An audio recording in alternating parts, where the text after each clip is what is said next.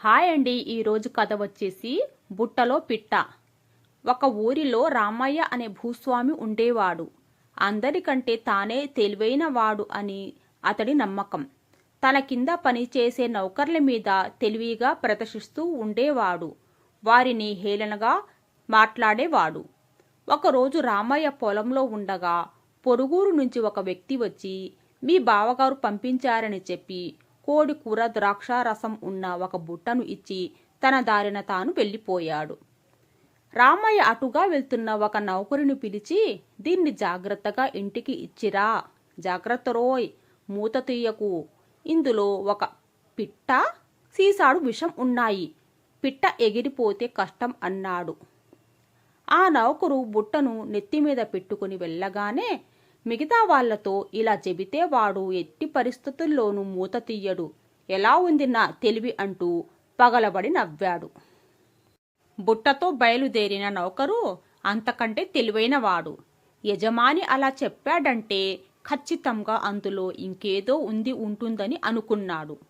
దారి మధ్యలో ఓ చెట్టు దగ్గర ఆగి బుట్ట మూత తీసి చూశాడు. అందులోని కోడికూర వాసన గుమగుమలాడింది. సీసాలుని ద్రాక్షారసం నోరూరింది. అంతే, వెంటనే ఆ కూరను ద్రాక్షారసాన్ని ఖాళీ చేసి హాయిగా నిద్రపోయాడు. పొలం పని పూర్తి చేసి ఇంటికొచ్చిన రామయ్యకు బుట్ట అందలేదని తెలిసింది. నౌకరి మీద కోపంతో అతడిని వెతుక్కుంటూ వెళ్ళాడు. మార్గ మధ్యంలో ఓ చెట్టు కింద గుర్రు పెడుతూ కనిపించాడు ఆ నౌకరు. అతడి దగ్గరకు వెళ్ళి, ఒరే లే, బుట్ట ఏది అంటూ గర్జించాడు రామయ్య.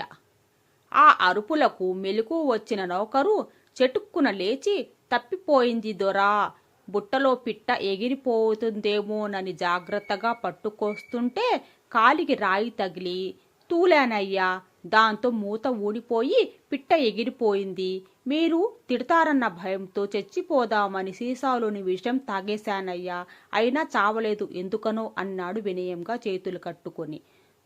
తాను ఎగతాళిగా అన్న మాటలు తనకే తిప్పికొట్టిన నౌకరు తెలివిని కంగుతిన రామయ్య ఏమీ మాట్లాడలేక ఇంటిదారి పట్టాడు. ఈ కథ నచ్చితే వీడియోకు లైక్ అండ్ షేర్ చేయండి, సబ్స్క్రైబ్ చేసుకోండి. Thanks for watching.